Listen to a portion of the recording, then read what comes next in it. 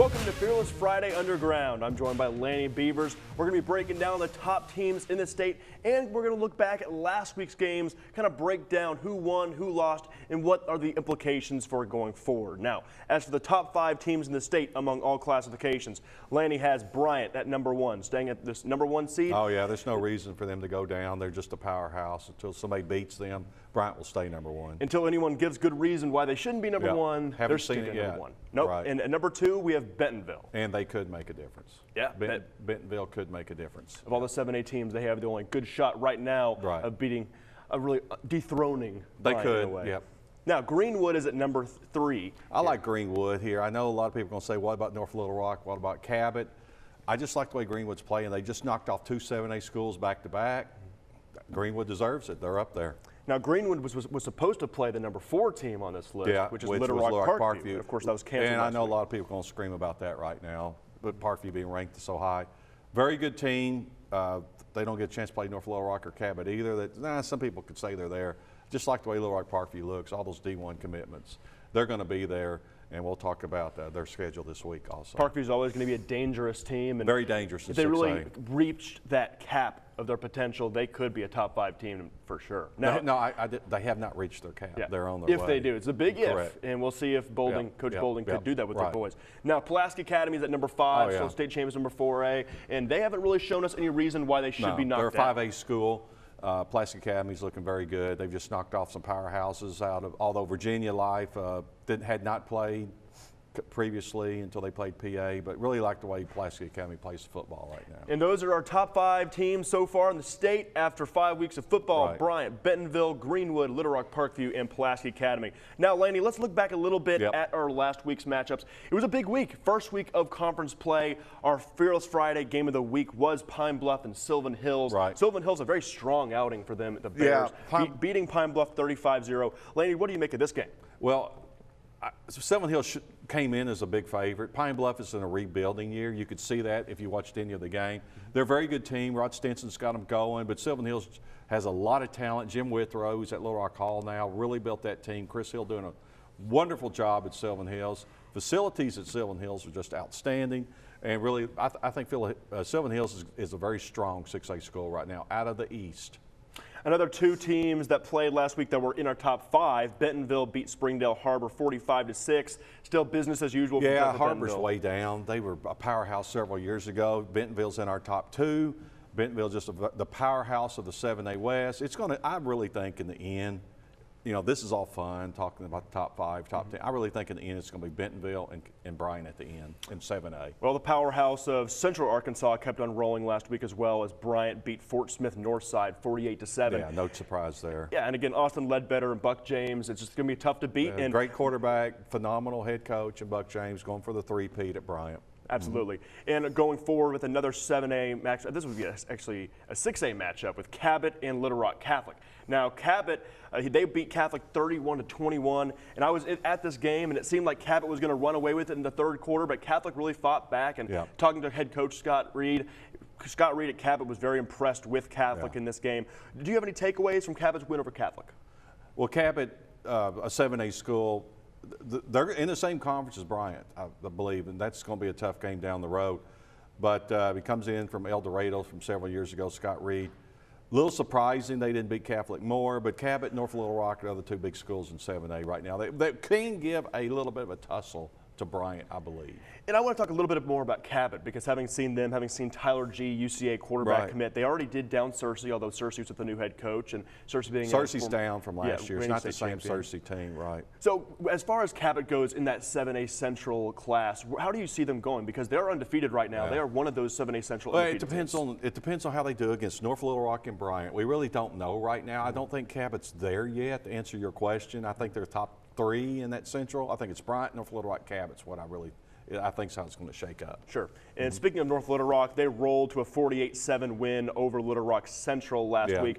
North Little Rock still looking like one of the cream of the crop here in 7A, and really one of those teams that could rival up to Bryant. Absolutely, no doubt about it. They're a very strong team. I think North Little Rock is Bryant's biggest challenge in the Central. and their running back Fred O'Donnell has been putting up some plays. Yeah. I think he's already made 3 plays of the week for Fox 16 so far this year. So yeah, there's a lot of big time plays from those North Little Rock Charging Wildcats. Yep. And now going forward, Springdale beat Rogers Heritage 34-0, a shutout there. Any words you want to say about Springdale? Big performance. Springdale's has looked better. You know, they were down for quite a while. Springdale's looked better recently, and it's good to see they used to be called the Red Dogs when they play the Fayetteville Purple Dogs, but good to see the Bulldogs coming back for Springdale. Greenwood defeating Bentonville West last week 35-28. That's what I was talking about, Greenwood. Now, because of this COVID, they've had to reschedule some football games. Talking about Greenwood, we'll talk more about this later. That was a big win, I thought, for Greenwood.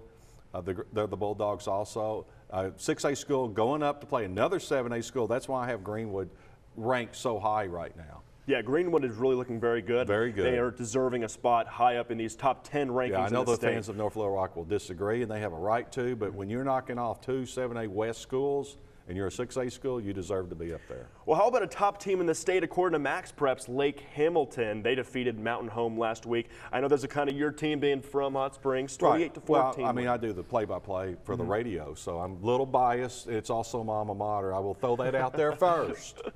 I thought Lake Hamilton had the best game they've had all season. They knocked off some lower classifications. Mountain Home, it's not the strong 6A school, but they're a lot better than they used to be. I thought Lake Hamilton did a very good job last week. Lake Hamilton's trio at running back is one of the most impressive you'll ever see in 6A. And they're all sophomores and 2 juniors and 1 sophomore. They're very good. They had a very good game. Now, we can talk about it now. The Lake Hamilton Parkview game, that is just like the Parkview Greenwood game last week. Parkview quarantined for 2 weeks. That game will not happen. Before we came on the air, I talked to Lake Hamilton. They do not have a matchup. Lake Hamilton will be off this week, and so will Parkview. It's a really disappointing deal, you know. I was looking forward to that game. Both those coaches are great friends of mine, Brad Bolding and Tommy Gillerin. I really wanted to see that game, and unfortunately, hey, I'm looking for a game Friday night. If you need me to come help you Friday night, or maybe I need to call Wes, but I'm off for the first time this. Right now, I'm off this week for football. Yeah, we would want it a different way. We want to have this game. Yeah, but we want it. 2020 circumstances, it is what it is, right? That's right. Well, coming back after the break, we'll have more 6A matchups from last week, and we'll look ahead to the rest of the season as well. Stick right here on Fearless Friday Underground. Tomorrow, it can only be better with Wendy's breakfast. A tomorrow that says bacon, not bacant. Where fresh eggs reign like opportunity. Goodness is spread. And the Frosty is chinoed.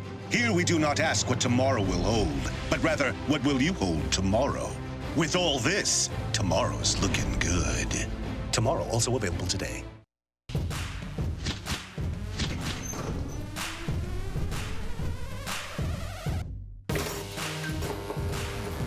Welcome back into Fearless Friday Underground, joined by Lanny Beavers, talking high school football in Arkansas and picking up where we left off in the 6A class games from last week. Let's talk about Benton, because Benton had a pretty rough going for non-conference, dropping the Salt Bowl, of course, and also dropping their game versus Little Rock Catholic, but they started conference off strong, defeating Russellville 47-40. Russellville's down, but Benton did the same exact thing last year and made it all the way to the finals. Brad Harris is a great coach at Benton. Just like Bo Hembry, I never worry about those schools in non-conference. Just throw the records out. They're going to be there at the end. Brad Harris, Benton Panthers, very strong team.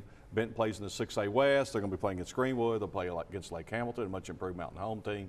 Little Rock Parkview. Benton will be a tough team to knock out. And some of the teams Benton lost to in non-conference were 7A teams. They're all 7A schools. Yeah. That's what we're talking about, where Lake Hamilton played 2 5As and a 4A.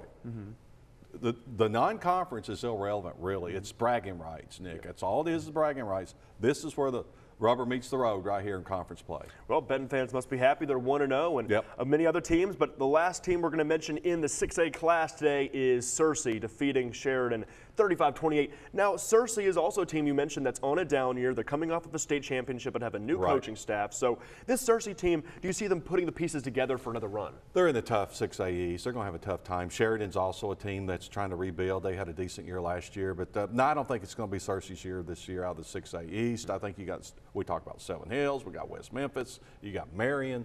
But they got a shot. But I don't think you'll see them at the end. Nope. And now heading on to 5A, now we've wrapped up the 7A and the 6A classes.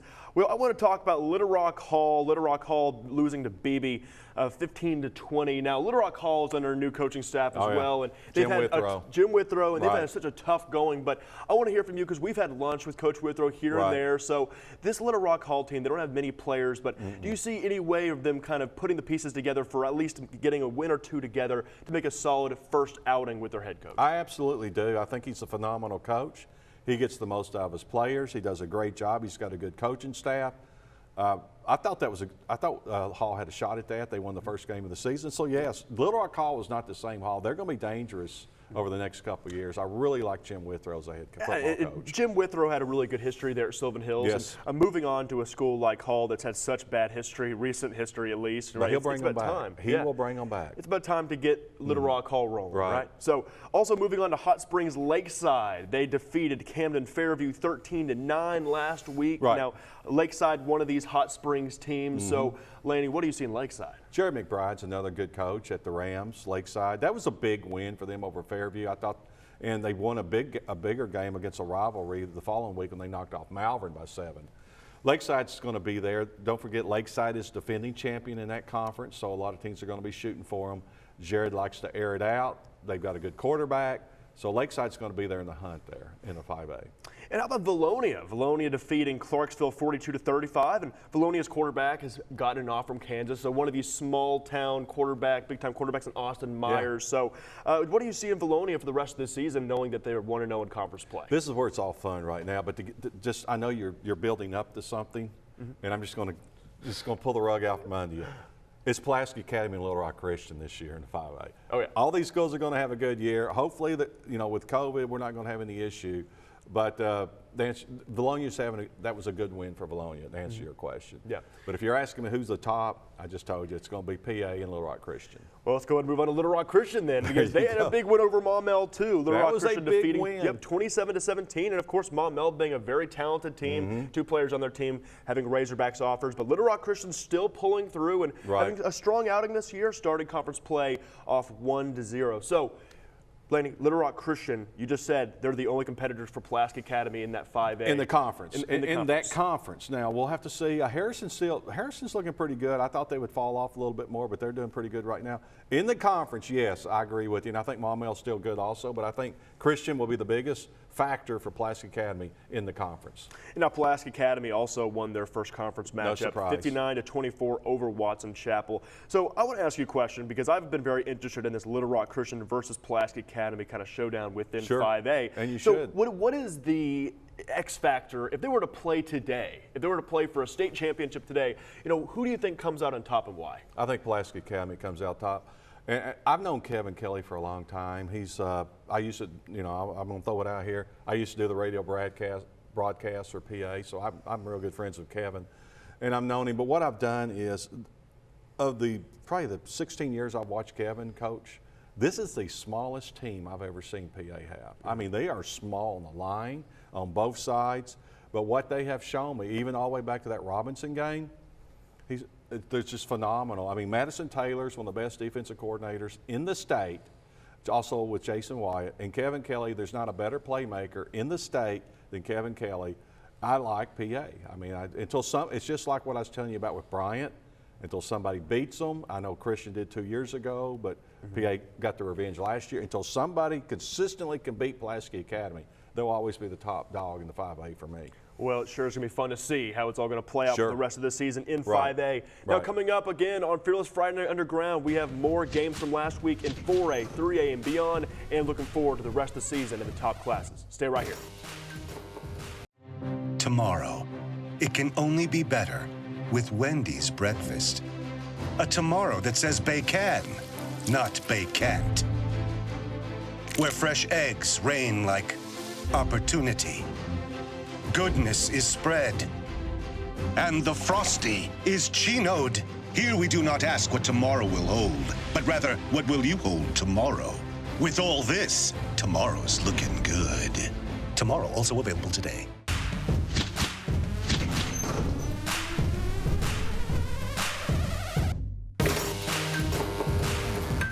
Welcome back into Fearless Friday Underground. I'm Nick Walters, joined by Lanny Beavers. We're breaking down everything you need to know about Arkansas High School football here after we start conference play. We've already wrapped up 7A, 6A, 5A in last week's game, so now we're going to be rolling on into 4A. Now, the cream of the crop in 4A is Joe T. Robinson, Little Rock's finest. So let's start off with their game last week. They defeated Fountain Lake 53-31 to start conference playoff 1-0. This Robinson team continues to impress. They did have an L to Pulaski Academy at the beginning of this year. That was an upper classification school. Exactly. Robinson did a good job in that. But the Fountain Lake's a much improved team also.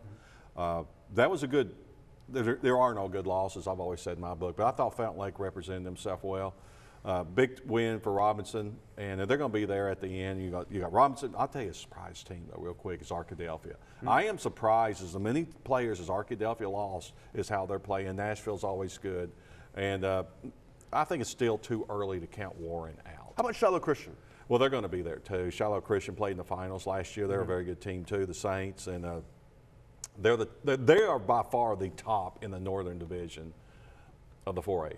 Classification. And it is unfortunate, of course, Arkadelphia having their game canceled against Nashville. One of the best games of the whole That was week. the highlight of the week right there. There were several, and that's the most unfortunate thing. I know we're trying to get these games in, but man, the Parkview Greenwood, such a disappointment that didn't happen. The Arkadelphia Nashville disappointment, that didn't happen. The Lake Hamilton Parkview, not going to happen this week, and there will be more. They just follow us on Fearless Friday as we update the schedule. But, I know all the schools are doing the best they can, Nick, to make this work out. Absolutely. And now we're going to be heading over to, let's talk about a little bit about Truman Jonesboro Westside. Right. Yeah, of course, over Jonesboro Westside defeating Truman 42-7. Yeah, over there in the Northeast. Westside really came on last year. We saw them really jumping in the top 10 last year in the 4. And, that's the most fun thing is, we keep talking about the top dogs. You want to see some other schools get involved, but Westside's a team that is improving. Absolutely. And Malvern has a lot of brand new facilities. They beat Bauxite 35-7. One of the better 4A teams is They Malvern. are, and that's another thing. You cannot look at the schedule of Malvern because every school they have played, other than Glen Rose, has been a upper classification to them. They've lost to Lake Hamilton. They lost to Lakeside. But now they're going to play 4A schools, and I'm telling you, their quarterback there at Malvern is very good, and they got a lot of talent there. And J.D. Plumley is an exceptionally good coach. Absolutely. And also heading on to more 4A schools, Rivercrest defeating Pocahontas 46-26. Anything you see out of Rivercrest? No, the Colts have always been there. I mean, they were last year. That was a big win, though, because Pocahontas had been ranked, and that was a big win for Rivercrest. And out of this 4A class, we've already talked about some of the best teams, but are there any teams we haven't mentioned? We've mentioned Arkadelphia, we've mentioned Joe T. Robinson, Shiloh Christian. I'm sorry I walked on you there. Go I apologize for that. I was just going to say, I still think it's a little too early to not talk about Warren because they seem to get there at the end. I know he's rebuilding this year, but Warren's a school that it's still too early not to mention them. Gotcha. So we still also have our 4A rankings coming up on Fearless Friday, and we update those each week. So yeah, they'll be coming up later. Yes, sir. So if you want to see individual rankings between 7A, 6A, 5A, 4A, 3A, you can see those on fearlessfriday.com later this week. And now, speaking of 3A, let's head on to a few 3A schools before we look ahead toward the season. We're going to be looking at Bismarck versus Genoa Central, and Genoa Central 40-33 win over Bismarck. No surprise there. Bismarck's been down for a while. They're real close to Arkadelphia for those that don't know where they're at. But that was a good win for Genoa Central. And Glen Rose, 43-13 over Jessieville. Now, Glen Rose, I saw them once this year, and they seem to be pretty impressive against a Hot Springs team they were scrimmaging against. But what do you see out of this Glen Rose team? Glen Rose is always good. They got a very good coach, Keener, there, and they're always going to be there. Their fun game's always Malvern. That's a big rivalry for Glen Rose, the Beavers and the Leopards. So no surprise there. Jessieville had been playing pretty good and have been coming up, so that's a big win right there for Glen Rose.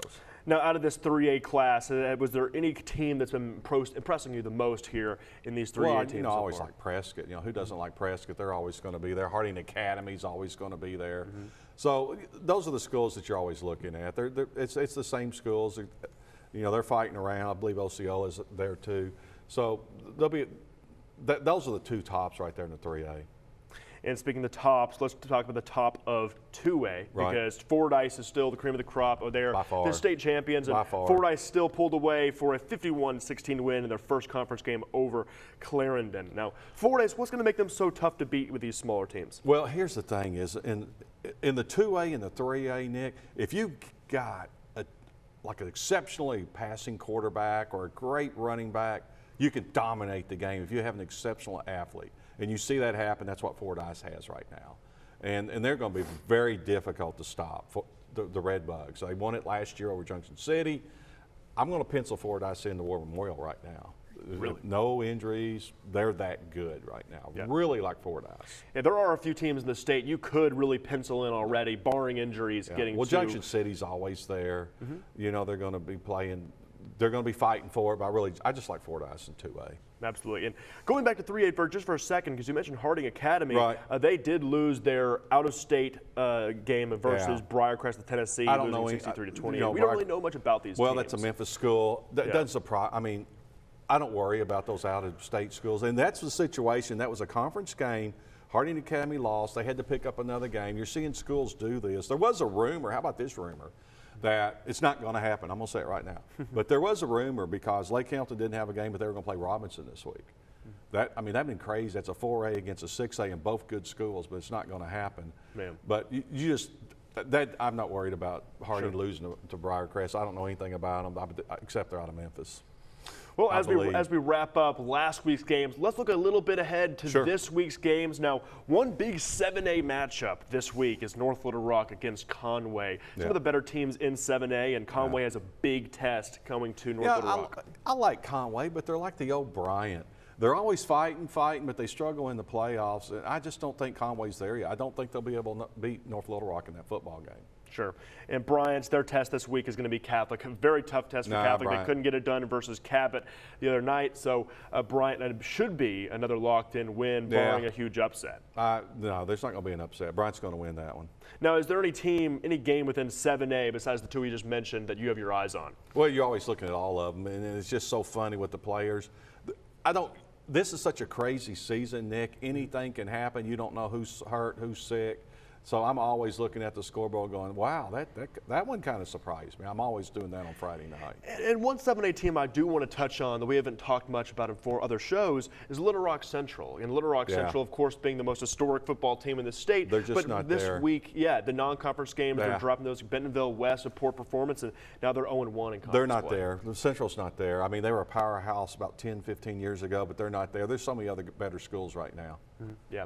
Yep. Kent Laster trying to turn those guys around at Central, but it is a process. He's a very good coach. Not saying anything about another school, Southwest. They haven't played because of the COVID, so they're out. Another school in the 7A. You're not hearing about Fayetteville.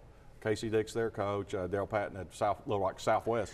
Because of COVID, these two schools have not played the past 2 weeks and not playing this week either. Well, speaking of games not being played, a couple games out there that are not being played this week. Little Rock, Parkview, and Lake Hamilton, one of those premier games within 6A, and also Pine Bluff and El Dorado. So what do you make of these games being canceled coming from a football fan standpoint? Well, you want to watch the best games. There's no doubt about it. But the thing is, I think it's going to make the huge difference is what's going to happen at the end of the season when these teams did not have an opportunity to play each other. Because so far, Parkview has missed the Greenwood game. That could have set it up to who's going to win the 6A West. Then they had to play Lake Hamilton this week at home. Parkview was going to travel to Greenwood. They're going to be at home against Lake Hamilton. Both those two games, the top teams in the 6A West, they're not going to play. So it's going to be very tough to really analyze these teams. You can't. Really know, You can't. Nobody likes to compare scores, but I do. I always do. And you shouldn't, but I like to compare them with common opponents, and that's what we'll have to do right now. But Parkview is not going to play the top 2 teams in the 6A West as they stand right now. Well, someone from home might be asking themselves, how does this impact the implications for making the playoffs? And so for somebody who doesn't really know how these missed games are going to play, they're all going to make the playoffs probably. All the schools are probably going to make the playoffs. So that's going to be irrelevant. The only thing that will come into play is the seedings, but they'll probably all make it. Gotcha. And so that's what I'm hearing right now. Got it. And now going into week 2 of conference play, what are the big lessons you've learned over the first week? Well, what you're seeing is generally the top teams will rise to the top. And you just, like I told you before, forget about what happened in non-conference. Is when conference season starts, this is when you will see the top teams shuffle and make their presence known, and they'll rise to the top. Is there a team you saw perform less than what you expected, a little bit lower than expectations that first week of conference play? I think it's too early, but if you ask me the same question next week, I can be able to answer that. Yeah, and of course, this is a season where a lot of these teams didn't have much prepreration leading up. And that's the thing right now. It's just way too early, and I'm not ready to make that because, as you mentioned, they didn't have the 7-on-7 and they didn't have the off-season workouts. For sure. And looking ahead to this week, I know our Fearless Friday, Thursday games, those are broadcast, not happening. But is there a game this week that you're going to be at because you just need to be there? I don't know yet. It's so funny because I just found out today that the Hamilton Parkview game was canceled, and I would be doing that game. So I don't know. I might be on the sidelines with you, Nick. I don't know. I don't know. I might call Wes and see what he needs. And of course, this is the second straight week where Little Rock Parkview is not playing. Exactly. And Little Rock I would Parkview, really like to see that game. And Little Rock Parkview did crack our top 5. And they've been in our top 10, so this is a talented team we want to see hit the field. But let me ask you this, these teams missing these games, how do you think it would impact a player and a team to be missing games and not having the preparation to play better teams? Well, here's one thing it does do. Both Parkview and Lake Hamilton, stars are out for both teams. This gives them an opportunity with no losses. Wins, it doesn't affect anything with them being out, and they get another week of healing time. The tight end at Parkview, Lake Hamilton's still without their starting quarterback. This is where it does help that way. So that's something you can look at right there. Yeah, it's an unprecedented year, and that means more bye weeks apparently. There will be a lot of bye weeks all season. And I think last Friday night, Nick, we had 4 games that were canceled at the last minute. It's going to continue to happen. We're constantly updating the scoreboard of the schools that have been canceled. We haven't updated the Parkview, Lake Hamilton, because it happened just before we came on the air. But it's going to happen all week, and unfortunately, it's just the year of that. It is unfortunate, and of course, as Lanny and I have mentioned many times before, it's all about the health and safety of these kids and the coaches and the communities of these schools. So we know it's football, and it's still a game, right? So in a year like 2020, we do need to put things in perspective. But for now, we still have a really good week of high school football coming up. We're really glad that we can kind of get you previewed up and hyped up for this week. That's going to do it for us here at Fearless Friday Underground. I'm Nick Walters, and with me is Lanny Beavers. Thank you for watching. And